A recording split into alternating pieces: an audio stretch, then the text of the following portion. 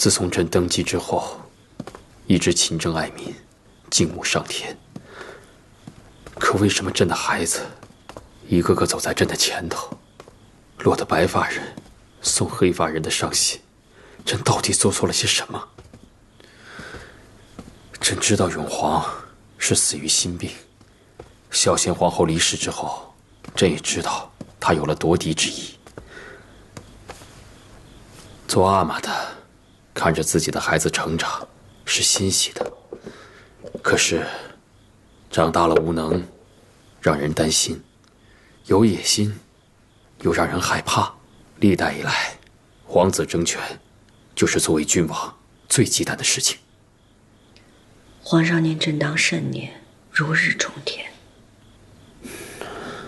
如日中天之后，便是夕阳西下了。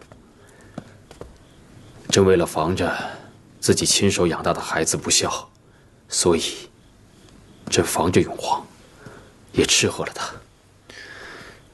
可是朕的心还是疼爱永璜的，毕竟所有孩子当中，他是陪朕最久的一个。永璜若知道皇上的心思，在九泉之下也会有安慰。永璜临走的时候念念不忘折命皇贵妃，深感自己不能尽孝。永璜还告诉臣妾，是嘉嫔告诉他，折命皇贵妃和二公主是孝贤皇后害死的，所以他记恨孝贤皇后，在他灵前无状，惹得您当众斥责。要不是嘉嫔挑唆，永璜不会失了您的欢心，郁郁而终的。孝贤皇后临死之前，朕问过她折命皇贵妃的死因，她发了毒誓，绝不承认。可是折命皇贵妃去世之后，宫中确实有这样的传言。若是嘉嫔真和永璜说了这些话，多半是听信了流言。说到底，除了永璜自己有争夺之意，朕的疑心也逼死了永璜。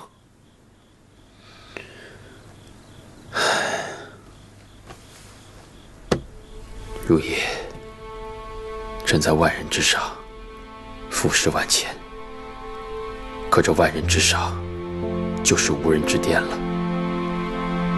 朕总觉得孤零零的。到朕的身边来，朕想和你一块儿。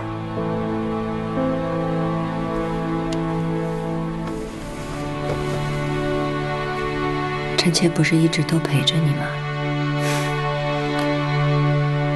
如意啊，朕一早选定的就是你，做朕的嫡父亲，做朕的正妻。孝贤皇后离世后，朕一直想许你皇后之位。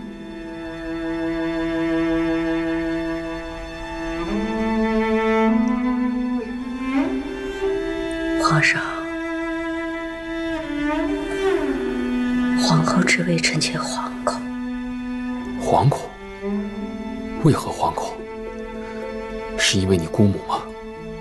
如意啊，你与你姑母不同啊。姑母与臣妾有何不同？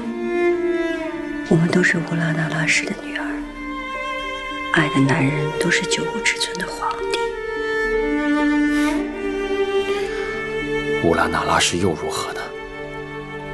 早年的情事，朕也身不由己。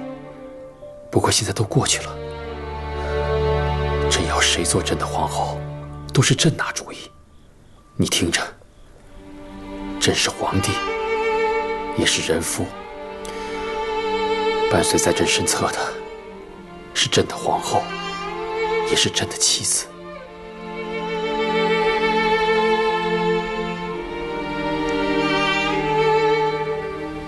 皇上，臣妾从来就不想做皇后，可是姑母去世的时候问过臣妾一句话，臣妾是犹豫的。什么话？姑母问臣妾，想不想和弘历生同亲，死同穴？臣妾是想的，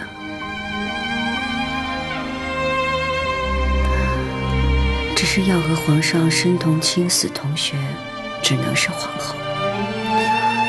这就说明了，咱们是注定要在一块儿的。如懿，在这无人之殿，朕觉得孤单得很。朕想让你在朕的身边，朕也只要你在朕的身边，可好？好，好，好。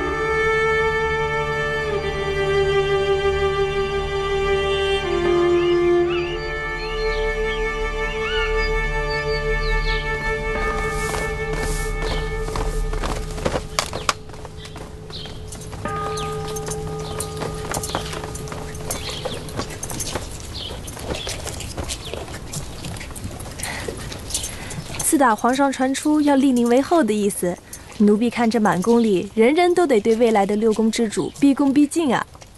行了，不要喜形于色，免得落人话柄。是。香袋，到花园别院。白娟，到厢房，快点儿。那些是哪儿来的宫女？主儿，这些宫女都是家中无人才继续留在宫中服侍的。都是内务府新从圆明园拨来的人，说是做惯了事及老练的，正训了话要拨去各宫呢。赵公公，凭什么你把收了银子的都拨到东西六宫伺候，咱们几个没钱使银子给你的，便拨到浣衣局当差？天下没有这样的道理。我告诉你，这天底下就银子最大，你还扔着，扔着。三宝，请教。今天就让你去长长记性。赵全才，皇贵妃娘娘在此，你也敢造次？给皇贵妃娘娘请安。皇贵妃娘娘吩咐，赵全才专横跋扈，自己去慎刑司领50大棍，从今儿往后就不必在内务府当差了。皇贵妃娘娘恕罪，皇贵妃娘娘恕罪呀！三宝，把那宫女带过来。这，你过来一下。是。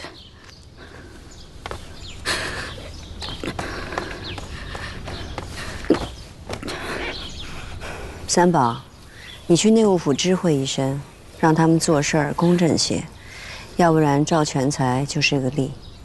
这，多谢皇贵妃娘娘主持公道。你是个直性子，胆子也大，只是把话都说出来了，不怕吃亏吗？奴婢吃亏不要紧，不能让没钱的姐妹都吃了亏。倒是个有主意的。本宫喜欢，来翊坤宫当差吧。多谢皇贵妃。走吧。是，回宫。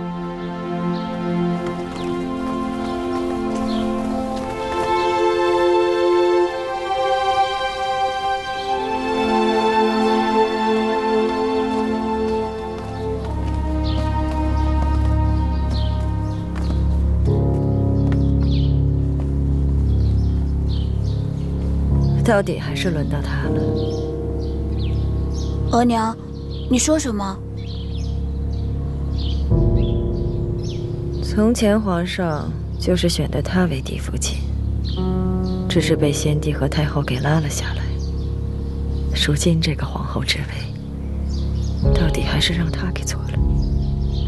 额娘，你别担心，纵使贤娘娘成了皇后，可宁有我和永璇，她却什么都没有。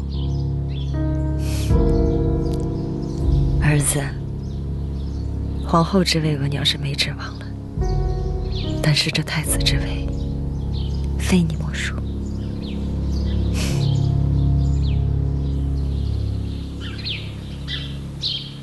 虽然封后大典皆有成立，由礼部还有内务府全权主持，凡问入节不需要姐姐过问，但妹妹自会从旁协理。这就像当初嫁入前邸的时候，有着旁人一一安排，我只需要披上嫁衣便可。是啊，姐姐，大礼的衣裳已经量定，凤冠也已经制成了。虽然立后有旧例可原，皇上还是叮嘱啊，要一一精心制作呢。遗嘱用点点心吧。你还特意从宫外赶过来，真是有心了。主继立为后是天大的喜事，奴婢恨不得日日侍奉在侧，为主尽点心意。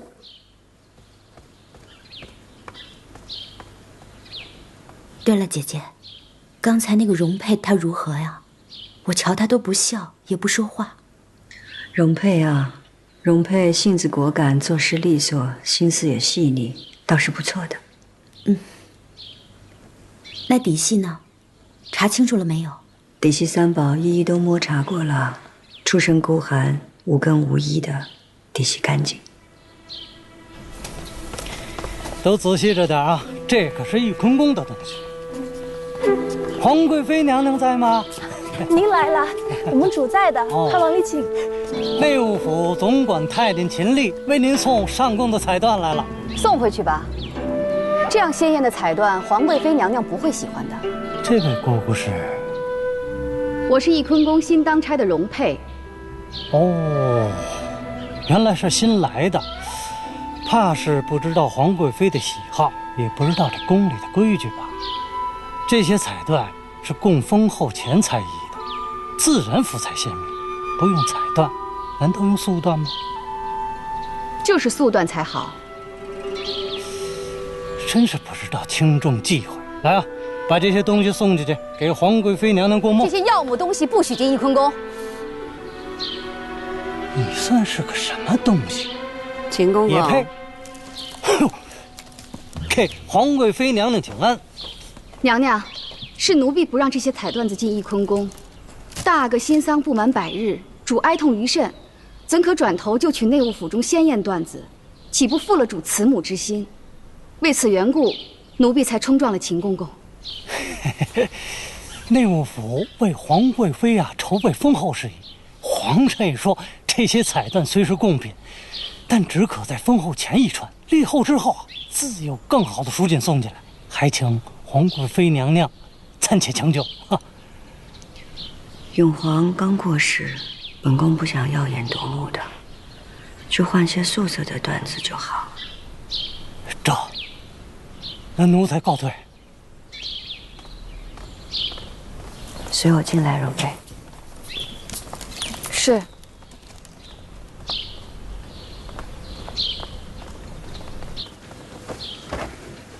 请娘娘恕罪。娘娘若要责罚奴婢顶撞秦丽，奴婢没什么可说的。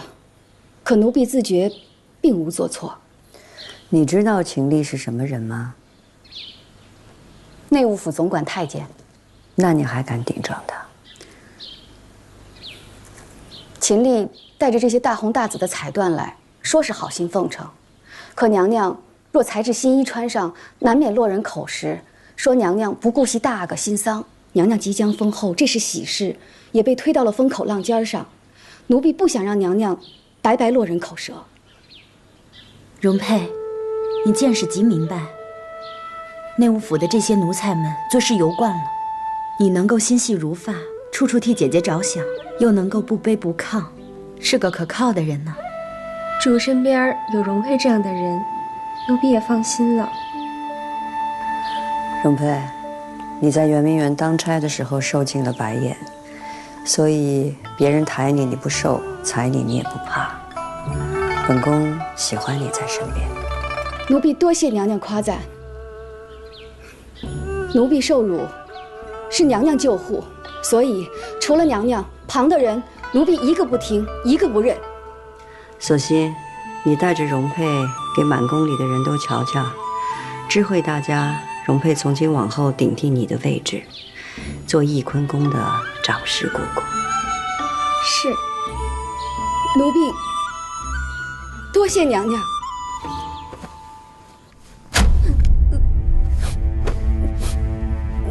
永璋，你们同在上书房读书，朕查过你的学业，4人之中，你读书最备懒，见识最浅薄。告诉朕，你如何教导你的皇弟们？皇阿玛，儿臣等在上书房读书，4哥最勤，3哥最闲。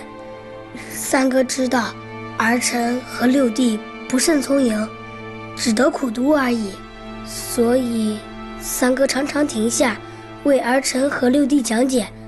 你说是不是？是。所以请皇阿玛不要再怪3哥了。你这个做弟弟的，还敢替他求情？分明是他学业不成，还怎么教你和永荣啊？皇阿玛，正是因为3哥常常指点我和6弟，所以才落下了功课。但是在儿臣心里，3哥最是友善。永璋，你爱护幼弟，倒也有心。罢了，朕也不求你多长进，回去多读读《孝经》，懂得孝悌之礼便好。纯贵妃怎么在这儿？啊，请皇贵妃安。起来吧。谢谢姐姐。啊，是皇上叫永璋来问书，我怕皇上又训斥永璋。啊，好在我阿哥他会说话。皇上怕是还要问功课，不如我们一起回吧。想起在前底时，永璋刚落地，白白胖胖的一个小人儿，你也刚当额娘，我总是去看你们。是啊，日子过得可真快。听闻纯贵妃现在奉佛念经，已经吃全素了。自从孝贤皇后崩逝，总不知哪里行差踏错，惹得皇上对我不满。你也是爱子心切，才会让人教唆。你我相处多年，怎不知你是个好脾气的？没想到，这时候只有你来安慰我，怪不得，竟是你成了未来的皇后。我呀，败也家事，成也家事。我无子嗣，贤明也不如孝贤皇后。也许皇上就是因为这个，才选我为后吧。其实这么多年，我也别无他求，只是希望我的孩子能平安有福地长大。可是压在我头上的那些人都没了，便生了痴心妄想，也听信了家嫔的奉承，以为自己有资本可以争一争皇后之位，为自己的孩子争一个嫡出的身份。我实在是糊涂了，但求你能谅解。起来，起来。我明白，也无意怪你。我无子嗣，所以我不会对任何一位皇子偏袒，也不会跟你计较旧事的。真的？不为别的，就为我们共同养育过永皇，也为在前底时你我之间的亲密。皇贵妃若有此意，便是保全我们母子了。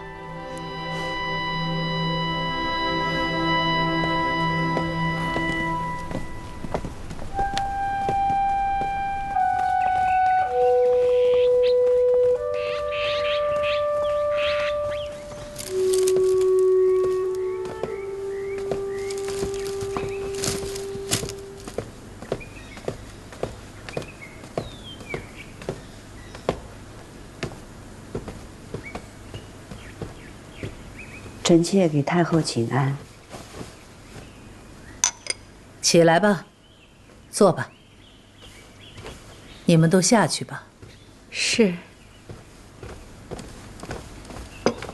明日天一亮，行过礼。你就该叫哀家皇额娘了吧？哀家最不中意你做皇帝的皇后，但最终还是你走到了这个位置。臣妾有今日，全都仰赖太后。哀家可不敢受你这个仰赖，是皇帝执意要选你。哀家当年跟你说过的，不过是要你好好思量，不要学你姑母那样作茧自缚。臣妾记得，当年臣妾对太后说，臣妾对后位并无心思。是啊，那之后，皇帝晋你为皇贵妃，如今你要晋为皇后了，这话又怎么说了呢？臣妾还是敢说，臣妾从未妄求过皇后之位。你自然可以得意。你这个后位不是你自己争来的，是皇帝拱手给的。皇上的情谊和厚爱，臣妾万分感谢，不敢得意，没有珍惜。太后，臣妾想问您，先帝在您面前掉过眼泪吗？永璜过世的时候，皇上在臣妾面前强忍着眼泪。他说他不敢面对永璜的过世。皇上说，他欢喜皇子的长成，也害怕皇子的长成。他说他在万人之上，却也在无人之巅，孤零零的没人陪伴。那个时候，臣妾只想对皇上说，皇上一直让臣妾安心的话。有我在，你放心。然后皇帝就跟你说，让你陪伴他，成为他的皇后。是，那不正好合了你那颗心？臣妾是想和心爱的人携手并肩，不过对于后位，臣妾也向皇上坦诚，面对后位，臣妾惶恐。因为你姑母对臣妾的叮嘱，太后也知道。这份叮嘱，过了这些年，臣妾也没想明白，以至于皇上说到后位的时候，臣妾的心里亦是逃避。也是皇上的一句话，让臣妾猛然惊醒。这些年，或许是因为姑母的叮嘱，臣妾受困于皇后的身份、中宫的位分。只是这些都不是臣妾在意的、想要的。臣妾真正在意的、想要的，只有皇上的情分。皇帝说的那句话是什么？皇上说，他是皇上，也是人父。他希望陪在他身侧的是皇后，也是妻子。太后，臣妾心中所向，并非后位，而是皇上的妻子。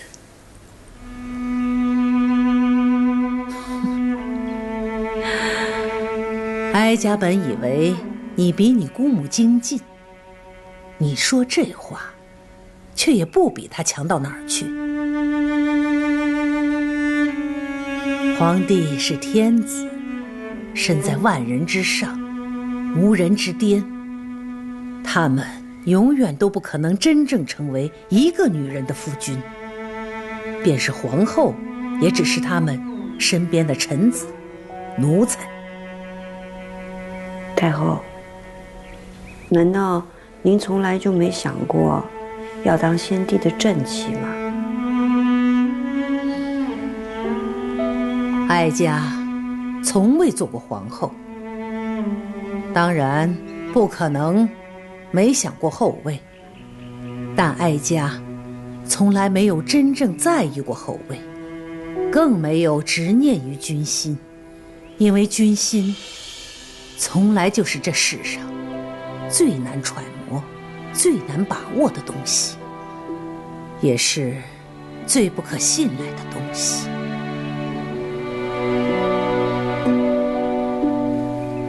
好了，你今儿来说了这么多，哀家明白了你的用心用情。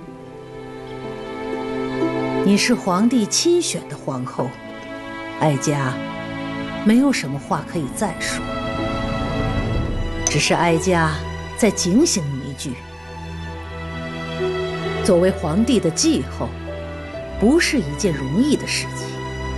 而大清开国以来，你们乌拉那拉氏的皇后更是不易。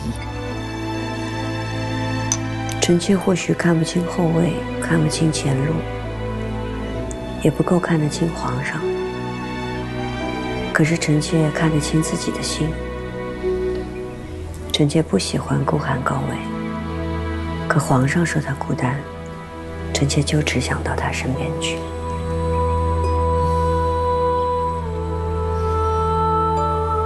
去吧，皇帝正等着你呢，一步一步走到他身边去吧。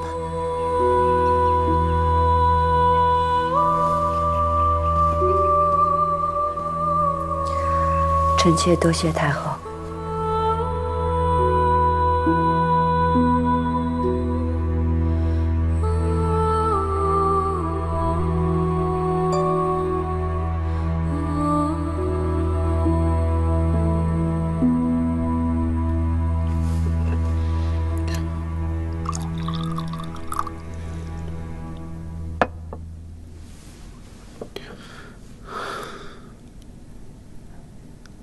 2年了，浪花，朕决定要册立继后。朕定的是如意，朕特意来告诉你一声，希望你在九泉之下能够明白朕的决定。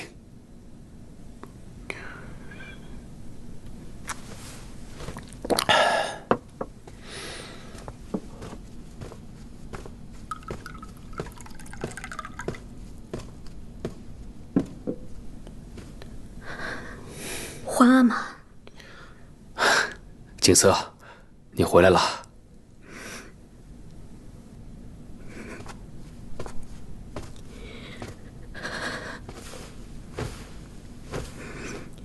儿臣给皇阿玛请安。快起来，快起来，来，让皇阿玛好好瞧瞧你。皇阿玛册立新后，让女儿回来观礼，女儿自然也以今日赶回。这时别2年，你在边地过得可还好？儿臣一切都好。好，坐吧。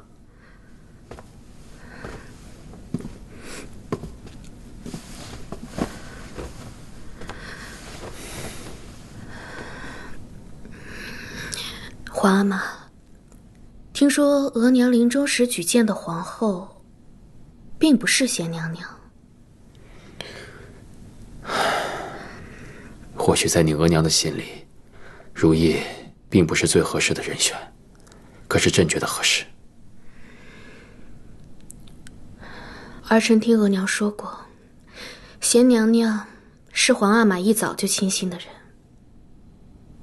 可是贤娘娘没有家室，没有儿女，只怕其他娘娘们都会不服。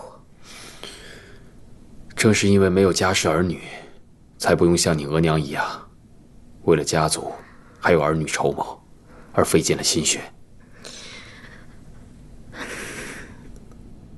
皇阿玛心意已决，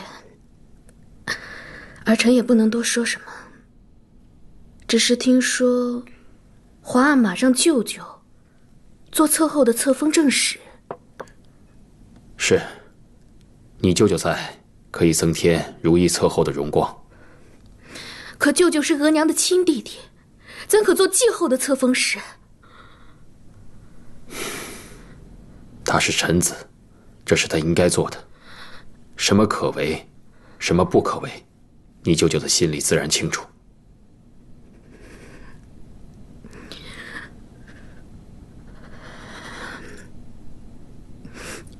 皇阿玛决断就是。那就好。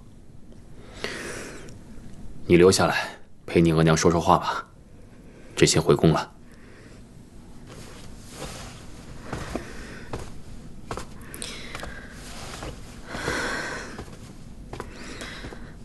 恭送皇阿玛。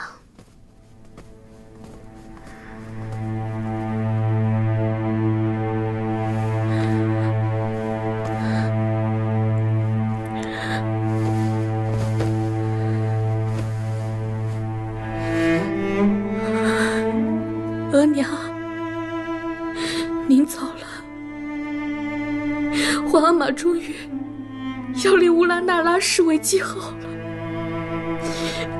可您别难过，有得宠就有失宠。额娘您有儿有女有家室，却仍有伤心之事，女儿就忍着等着，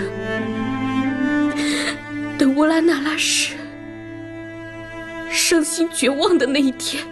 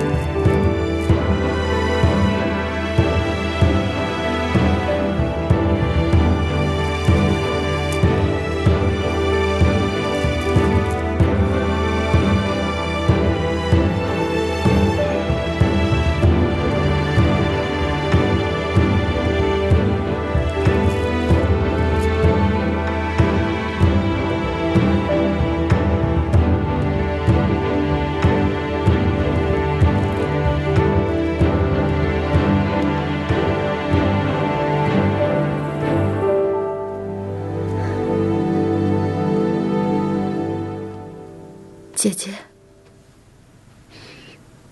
你终于走到这一天了。主穿着皇后的朝服，真好看。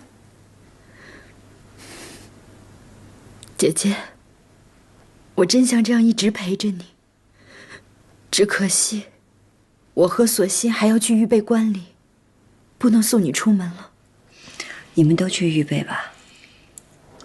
放心吧，我会一步一步好好走到皇上身边的。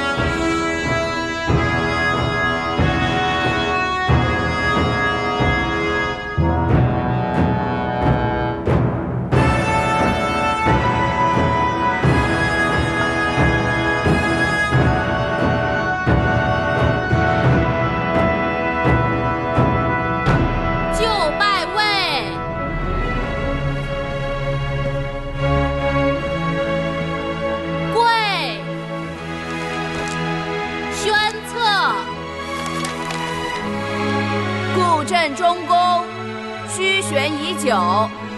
皇贵妃乌拉那拉氏，秀玉名门，详中士德，早从前底，克贤内则，今兹养成皇太后慈玉，以金册金宝，立尔为皇后。钦哉！受册。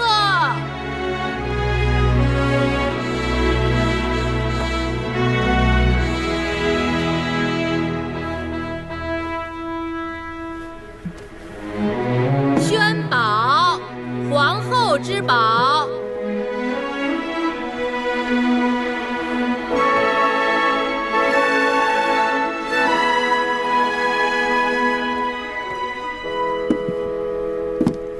臣妾叩谢皇上隆恩。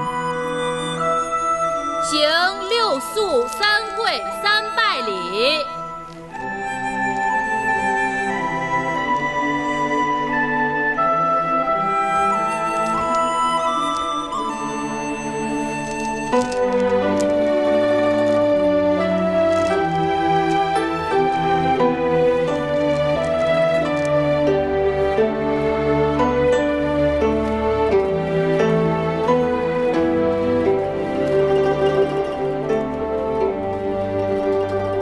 立后之日，皇上钦定的8月初2，这个是个好日子啊。本宫嫁入前邸的时候，也是8月初2。请皇后娘娘至太和殿。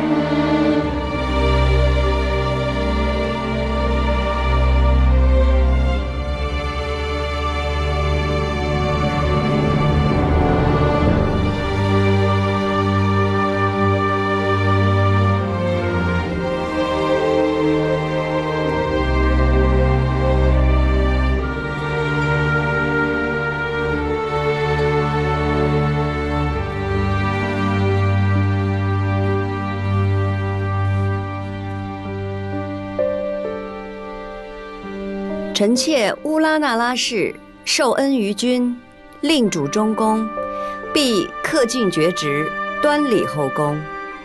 臣妾叩谢隆恩。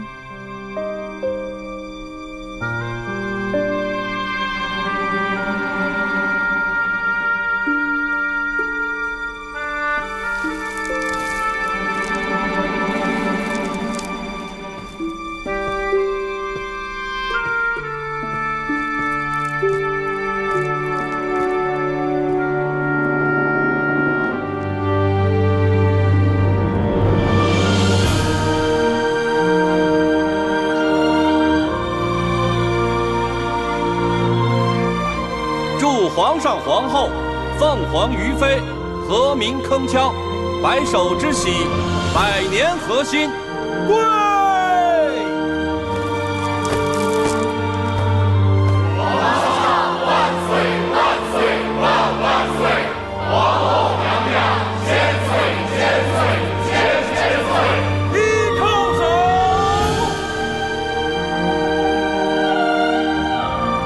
二叩首。